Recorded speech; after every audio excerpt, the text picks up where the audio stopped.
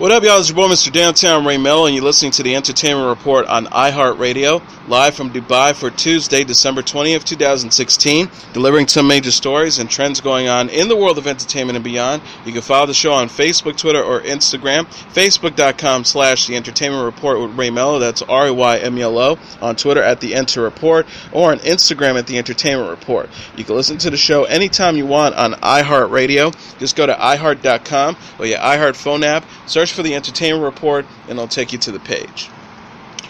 Ryan Gosling and Harrison Ford face off in the first teaser trailer for the upcoming sci-fi sequel Blade Runner 2049. The clip released Monday featured Gosling as a new replicant hunting Blade Runner looking for answers as he seeks out a reclusive Ford. Ford says as he has emerged from the shadows with his gun drawn, "I had your job once, I was good at it." Gosling replies, "Things were simpler then," before footage is shown of the actor exploring the same neon-soaked streets of Los Angeles as seen in the original film. The synopsis reads, 30 years after the events of the first film, a new Blade Runner LAPD officer K, played by Gosling, unearths a long-buried secret that has the potential to plunge what's left of society into chaos. K's discovery leads him on a quest to find Rick Deckard, played by Ford, a former LAPD Blade Runner who has been missing for 30 years. Produced by original helmer Ridley Scott and directed by Denis Villeneuve, Blade Runner 2049 is set to arrive in theaters October 6, 2017. The film also stars Ana de Armas, Robin Wright, and Jared Leto. The Women's Film Critics Circle declared Hidden Figures the year's best movie about women on Sunday.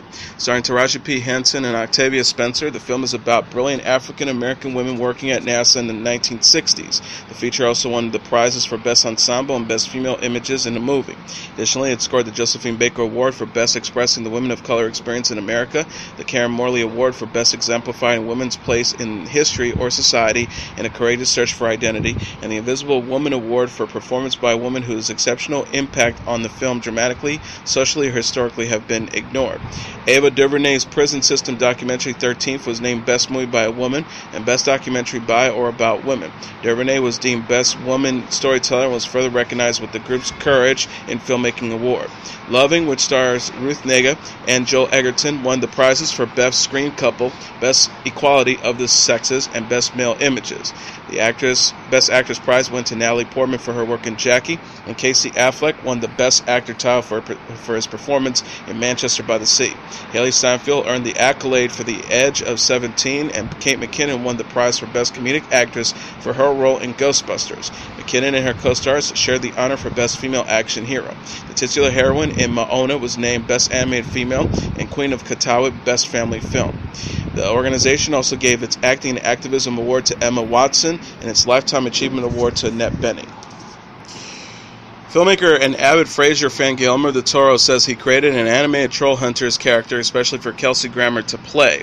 Del Toro told UPI at a recent roundtable interview with reporters at New York's Comic-Con, "If you see my notebook, the first drawing of Blinky sees Kelsey Grammer because I have been a Frasier fan all of my life." Asked in a separate chat if the character he laughingly described as a Renaissance troll features notes of his most famous alter ego, snooty physicist or psychiatrist Frasier Crane, Grammer replied, "I don't think so much." The actor continued, "Guillermo just told me today that he goes home and he still watches Frasier sometimes when he's done with his work, so I thought that was really fun. It was a great show and I'm extremely proud of it, but in this case my vocal timbre is deeper and a little more declamatory because he is trying to teach this kid." So how does Grammer describe Blinky? He says the character is a troll, of course, that's the biggest thing. He has 6 eyes, that's a part, and several arms as well. But his role is to be the teacher and to sort of preserve the good in the conflict between good and evil, and he is there to teach this young man who has been given this huge obligation to save both worlds, human and trolls, so it's a big job. He also added he's a really interesting guy to play. He's a lot of fun. He's very, very dramatic. He's very big. He's a bit Ian McKellen-ish, a bit Captain Picard. Also featuring the vocal talents of Ron Perlman, Stephen Yang, and the late Anton Yelchin, Trollhunters is to debut on Netflix on Friday. CBS All Access has released a 30-second teaser for its upcoming spin-off of The Good Wife. The synopsis that accompanies Sunday's The Good Fight clip on YouTube reads, "An enormous financial scam has destroyed the reputation of a young lawyer, Mia Rindell, while simultaneously wiping out her mentor and godmother, Diane Lockhart's savings. Forced out of Lockhart and Lee, they joined Luca Quinn at one of Chicago's preeminent law firms." Created by Robert and Michelle King, the new show stars Christine Baranski, Cush Jumbo, Rose Leslie, Delroy Lindo, Sarah Steele, Hill, Justin Bartha, Erica Taser, Paul Giafoyle, and Bernadette Peters. Set to debut via the subscription streaming service on February 19th. It takes place 1 year after the events in the series finale of The Good Wife. Baranski played Diane on The Good Wife for 7 seasons. Peter Capaldi hopes to remain on Doctor Who for a long time to come. The 58-year-old Scottish actor discussed his future with the long-running BBC One series on Sunday's episode of The Andrew Marr Show. He says, "I don't want to escape the idea that I'm Doctor Who. It's finite. I won't be Doctor Who forever, so there will be one day when people don't come and say hello. But the end won't happen for a long time, I hope." Capaldi first appeared on the show's 50th anniversary special in 2013 and has starred as the 12th Doctor in 3 seasons since. He said in an interview that taking on the iconic role has been a big responsibility, but also very nice. The star said it's a really unique position to be in. There are only 12 people who have played this role, and you become the focus of the affection for the role. He also added, "The Doctor is a good thing in the world, and I think people feel a deep affection for whatever Doctor it was they grew up with. Sometimes I walk into a room and there'll be some kids there and they'll gasp. That's a wonderful feeling. Can you imagine how lovely it is to have such affection pointed in your direction?" Capaldi previously told Radio Times that the BBC has asked him to stay on the following showrunner Stephen Moffat's departure after season 10. The series will air a Christmas special December 25th and premiere a 10th season in April 2017. He said in March, "I've been asked to stay on, but it's such a long time before I have to make that decision. I don't know where the show's going to go afterwards." USA Network says it has renewed Shooter, its action series starring Ryan Phillippe and Omar Epps, for a second season. The show is a small-screen adaptation of Stephen Hunter's novel Point of Impact and the 2007 Paramount film Shooter starring Mark Wahlberg. Chris McCumber, the president of Entertainment Networks for NBC Universal Cable Network, said in a statement Monday, "John Havlin and the team behind Shooter have delivered a compelling action thriller that consistently engages a strong and loyal audience. We're looking forward to partnering once again with Paramount Television and Universal Cable Productions as we follow Bob Lee into his next chapter." Phillippe plays Bob Lee Swagger, a character described as a highly decorated veteran who is coaxed back into action to prevent a plot to kill the president. Epps plays Swagger's former commanding officer, Isaac Johnson. Season 1 is now airing on the cable network on Tuesday nights. Actor and stand-up comedian Joe McHale is to host the 2017 People's Choice Awards ceremony in Los Angeles on January 18th, CBS announced Monday. The gala will honor fan favorites in movies, television, music, and digital media. McHale said in a statement that people have spoken and they want Jimmy Kimmel to host the 2017 Oscars, and the people have also spoken and said it would be okay if I hosted the 2017 People's Choice Awards. Well, one person said that. Luckily, that person was CBS Bob Les Moonves, so no one questioned it. Executive producer Mark Burnett says Joel is a brilliant comedic talent and the perfect host for the show. He's a triple threat, an actor, a writer, and performer. We're looking forward to him for bringing all these amazing talents to the People's Choice Awards 2017. McHale is known for his work on the sitcom The Great Indoors and Community. He also served for years as the host of The Soup. He was the MC of the White House Correspondents Association dinner in Washington, D.C. in 2014, and he hosted the 2015 ESPY Awards. McHale published his part memoir, part how to guide, Thanks for the Money, How to Use My Life Story to Become the Best Joe McHale You Can Be in October. Margot Robbie reportedly tied a knot with Tom Ackerley over the weekend. The 26-year-old Australian actress wed Ackerley, a British assistant director, in a secret wedding ceremony Sunday in Byron Bay, Australia, according to Australia's The Daily Telegraph. Britain's Telegraph reports that Robbie's mom, Sari Kessler, gave her away at the altar, and that her sister, Anna Robbie, acted as maid of honor. Her brothers Cameron and Lachlan Robbie were also said to be in attendance. Robbie had arrived in Australia last week wearing a t-shirt that read, "Said I Do Down Under," according to People magazine. She later shared a photo on Instagram of herself with a cocktail in Queensland. Robbie and Ackerley met on the set of Sweet Francesca in 2013 and reportedly got engaged over the summer. They just described Ackerley as the best-looking guy in London in the June issue of Vogue. She told the magazine, "I was the ultimate single girl. The idea of relationships made me want to vomit, and then this crept up on me." The star revealed, "We were friends for so long. I was always in love with him, but I thought, oh, he would never love me back. Don't make it weird, Margot. Don't be stupid. And tell him that you like him." And then it happened, and I was like, of course we're together. This makes so much sense, the way nothing has ever made sense before. Robbie is known for playing Harley Quinn in Suicide Squad and will reprise the role in Gotham City Sirens. She's also slated to portray disgraced Olympic figure skater Tonya Harding in the new biopic, I, Tonya. Rob Kardashian and fiancée Blac Chyna have reportedly split. The 29-year-old reality star said in a since-deleted Instagram post Saturday that Blac Chyna left him and took their one-month daughter, Dream Renee. Kardashian explained after posting memes about the situation, "This is all very real and serious to me, and I'm trying to cheer myself up. This wasn't fake or some publicity stunt, trust me." He says, "My one-month-old baby girl got taken from me along with my wife who left me. Been upset for days, so relax. This is all very real in my life. I don't play when it comes to my woman and my baby." The drama began Saturday afternoon after Blac Chyna created a new Instagram profile and claimed her original account was hacked. Screenshots of alleged text conversations were subsequently posted to her original account, including one where she reportedly called Kardashian lazy, fat, and insecure. She added, "I'm going to give Rob 1 year to get it together or I'm gone." Kardashian responded to the alleged conversations by saying he's never been this heartbroken and that he really believes she was in love with him the way he was in love with her. Blac Chyna fired back in a since-deleted post on her new Instagram profile. She wrote, "I'm done this entire year I've done nothing but help Rob. It's so sad and pathetic how low he stooped to cover his personal issues. Rob is mentally ill and refused to seek help. He self-medicates, which makes it worse." The star added, "I have done nothing but help and loved him from the beginning. I'm done with the situation until he gets help. I no longer have time to feed into Robert's shenanigans. I have 2 children and myself to fend on." Kardashian Blac Chyna, who is also mom to 4-year-old son King Cairo, with ex-fiancé Thicke, got engaged in April after 3 months of dating, and welcomed Dream in November. The pair star on the E! Series Robin Chyna, which aired a baby special Sunday. Meanwhile, Khloe Kardashian and Tristan Thompson looked the happy couple in matching jackets over the weekend. The 32-year-old reality star shared a photo of herself and the 25-year-old NBA star cozying up in coordinated outfits Sunday on Instagram. She captioned the picture, him, adding a heart emoji. Kardashian's post followed reports that Thompson welcomed the son with his ex-girlfriend Jordan Craig this month. Craig gave birth via a C-section December 12th, according to X17 Online. A source said, "Khloe is really understanding about Tristan's situation. She's a little embarrassed that her boyfriend is having a baby with someone else, but it happened before she hooked up with Tristan." Kardashian was first linked to Thompson in October and confirmed their relationship the next month. She recently opened up about the Cleveland Cavaliers forward in the January issue of Health. The star gushed, "I love athletes, someone who has the same interests as me, who likes to work out, likes that their hobby or their job, that's fine. Tristan is who I'm into. He's a little cutie."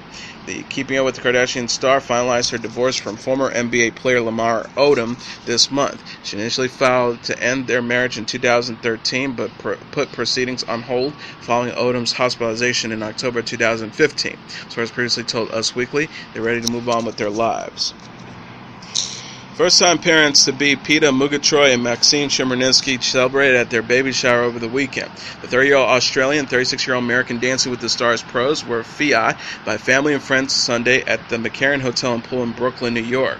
Murgatroyd captioned a photo of herself with Chmerkovskiy at the party. "It's all about the love today with baby daddy at Maxim MC and Shake and Share Media, #baby shower." Chmerkovskiy added on his own account, "I'm the luckiest guy in the world. We're almost 3, and I couldn't be more excited about our life together. I'm in love with you at Peta Murgatroyd, and I can't wait. #baby Chmerkovskiy at Shake and Share Media." Chmerkovskiy's brother Val and his rumored girlfriend Amber Rose were among the guests. Several guests brought along their own children, much to Murgatroyd and Chmerkovskiy's delight. Chmerkovskiy wrote, "Thank you to everyone who came. The love in the room was apparent, and all the babies made us feel at ease about bringing a kid into this crazy world.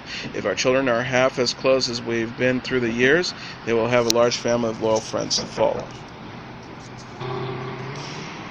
Dreyer of Today is a first-time mom. The 35-year-old meteorologist shared the first photos of her son Calvin Bradley after welcoming the infant with husband Brian Fichera on Saturday. She tweeted the same day, "Arriving right on schedule in the snowstorm. The love of our lives is finally here. Meet Calvin Bradley Fichera at 11:52 a.m., 8.3 pounds, 20.5 long." Fichera added on Instagram, "From this day forward, my entire life is dedicated to always being there for our son. Dylan is doing an amazing baby. Is doing amazing. Thank you for all the kind words." Dreyer, Fichera, and Calvin later appeared via video on Monday's episode of Today. The meteorologist admitted childbirth was a lot harder than she thought it was going to be, but couldn't help but gush about her son. She shared the baby, "Oh my gosh, he is just so precious, so wonderful. He sleeps, he eats, and he doesn't really cry, so I think it's a good combination." Dreyer married Frasier, an NBC News cameraman, in 2012 and announced her pregnancy on Today in June. She revealed in a blog post at the time that she and Frasier initially weren't sure if they wanted kids. The star explained, "We weren't in a rush. Then one day we both looked at each other and said, 'I want a baby.' As usual, we were on the same page and it just all seemed right." The cast of Growing Pains paid tribute to Alan Thicke Sunday during a memorial service that was also attended by other celebrities. On hand for the event were Growing Pains star Joanna Kearns, Tracy Gold, Jeremy Miller, Kirk Cameron, and Leonardo DiCaprio, along with Bob Saget, Alex Trebek, and Bill Maher, according to E! News. Trebek, best known as the long-running host of Jeopardy, spoke during the service of how Thicke jump-started his career and gave him his first shot at hosting a game show. Thicke's sons, singer Robin, Brennan, and Carter Thicke were also in attendance along with their families. The television star died of a heart attack Tuesday at the age of 69 while he was playing hockey with his 19-year-old son Carter at a Burbank ice rink. He was also survived by his wife Tanya of 11 years. Following his father's death, Robin noted that he was always a gentleman. He added, "The good thing was that he was beloved and he had closure. I saw him a few days ago and told him how much I loved and respected him." Singer Marc Anthony and model Shannon de Lima have confirmed they are divorcing. The couple said in a statement, "After much consideration, we mutually have amicably decided to end our 2-year marriage. We asked for privacy during this difficult process, and no further comments will be made from either one of us about this personal matter." Anthony and de Lima began dating in 2012, shortly after Anthony split from his previous wife, Jennifer Lopez, who is the mother of his 2 children.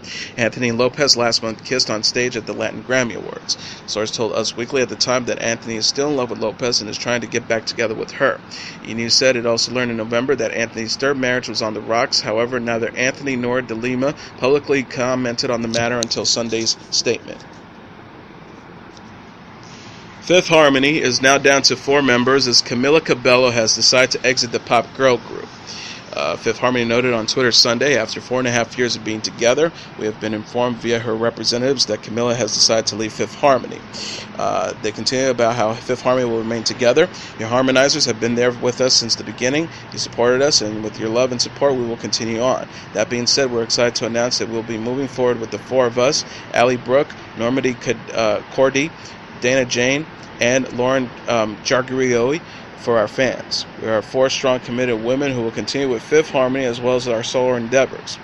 Cabello's departure comes after the collective announced plans to release a new album with Jane, detailing to host Elvis Duran.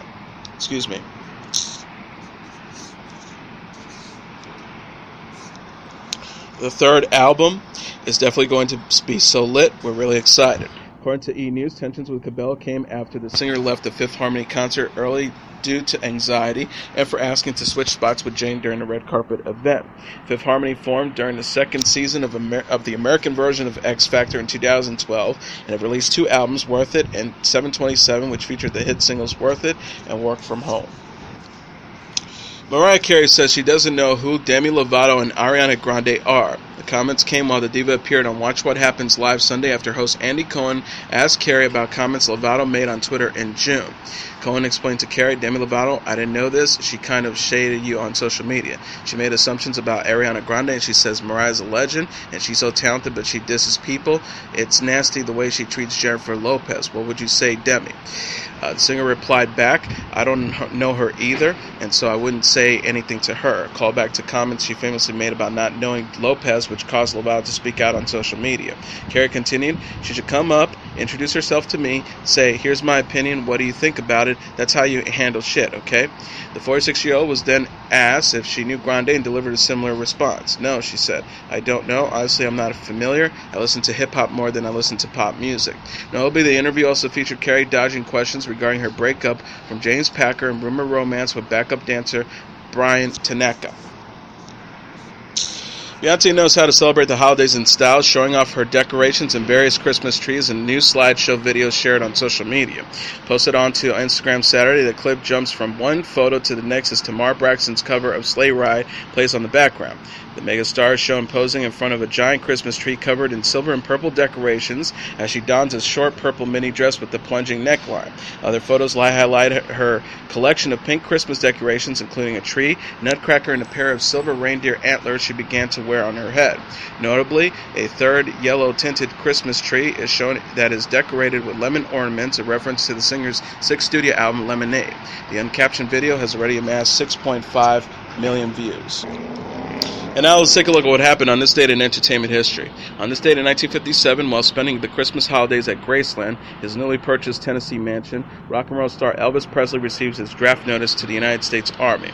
With a suggestive style, one writer called him Elvis the Pelvis, the hit movie Love Me Tender, and a string of gold records including Heartbreak Hotel, Blue Suede Shoes, Hound Dog, and Don't Be Cruel. Presley had become a national icon and the world's first bona fide rock and roll star by the end of 1956. As the Beatles' John Lennon once famously remarked, before Elvis there was nothing. The following year, at the peak of his career, Presley received his draft notice for a 2-year stint in the Army. Fans sent tens of thousands of letters to the Army asking for him to be spared, but Elvis would have none of it. He received one deferment during which he finished working on his movie King Creole before being sworn in as an Army private in Memphis on March 24, 1958. After 6 months of basic training, including emergency leave to see his beloved mother Gladys before she died in August 1958, Presley sailed to Europe on the USS General Randall. For the next 18 months, he served in Company D, 32nd Tank Battalion, 3rd Army Corps in Fredericksburg, Germany, while he attained the rank of sergeant. For the rest of his service, he shared an off-base residence with his father, grandmother, and some Memphis friends. After working during the night, Presley returned home at night to host frequent parties and impromptu jam sessions. At one of these, an Army buddy of Presley introduced him to 14-year-old Priscilla Biordo, with whom Elvis would marry some years later. Meanwhile, Presley's manager, Colonel Tom Parker, continued to release singles recorded before his departure, keeping the money rolling in and his famous clients fresh in the public mind. While he praised for not seeking to avoid the draft or serve domestically, Presley was seen as a model for all young Americans. After he got his polio shot from an Army doctor on national television, vaccine rates among the American population shot from 2% to 85% by the time of his discharge on March 2nd, 1960. Also on this date in 1969, Funky Drummer is recorded. Drummer Clyde Stubblefield is not a hip-hop musician. He was born in 1943 and came of age long before the form of music even existed, so if you look for his name in the credits of albums by some of hip-hop's most important artists, you would end up with nothing. Yet you'll hear Clyde Stubbledfield's drumming on many of those artists' most famous tracks. Eric B. and Rakim's Lyrics of Fury, 1988, NWA's F the Police, 1988, Public Enemy's Fight the Power, 1989, LL Cool J's Mama Said Knock You Out, 1990, Ice-T's OG Original Gangster, 1991. Along with literal hundreds of other hip-hop songs, each of those classics is set to a beat drawn directly from an 8-bar drum beat break played by Clyde Stubblefield on what is widely believed to be the most sampled record in music history, James Brown's Funky Drummer, recorded in Cincinnati, Ohio on this date in 1969. Hip-hop was born when DJs began rapping over dance records, and no dance records were better suited to rapping than those that included a breakbeat, a drum beat that could be repeated almost endlessly as an accompaniment to rapping. It is impossible to know who first employed the funky drummer in this fashion, but it was so heavily entrenched in hip-hop's DNA in 1989 that Public Enemy's Chuck D would call it out by name in Fight the Power as shorthand for its hip-hop itself. 1989, The Number, Another Summer, Sound of the Funky Drummer. Funky Drummer wasn't so much a song as it was an extended groove. Like many of the James Brown records on which Clyde Stubblefield played, Funky Drummer had its beginnings in an ad-lib jam before a planned recording session, a jam that the Godfather of Soul walked in on and declared ready to record. Instead of lyrics, Funky Drummer featured James Brown sitting back and letting the groove hold center stage while interjecting the occasional bit of shouted encouragement to one of his individual band members. When he gets to Stubblefield, Brown lets it be known that he doesn't want a fancy solo, but more of the incredible funky underlaying beat. Don't turn it loose, he can be heard saying, because it's a mother. The 8 bars of the drumming that followed on this day in 1969 went on to become the mother of all breakbeats. And as your entertainment report for Tuesday, December 20th, 2016. I'm your host, Mr. Downtown Ray Melo. I'll be back tomorrow to deliver some major stories and trends going on in the world of entertainment and beyond. You can follow the show on Facebook, Twitter, or Instagram. Facebook.com/The Entertainment Report with Ray Melo. That's RYMELO. On Twitter at The Enter Report, or on Instagram at The Entertainment Report. You can listen to this episode or any previous episodes of The Entertainment Report anytime you want on iHeartRadio. Just go to iHeart.com or your iHeart phone app, search for The Entertainment Entertainment Report, and it'll take you to the page. Good night, and God bless you all.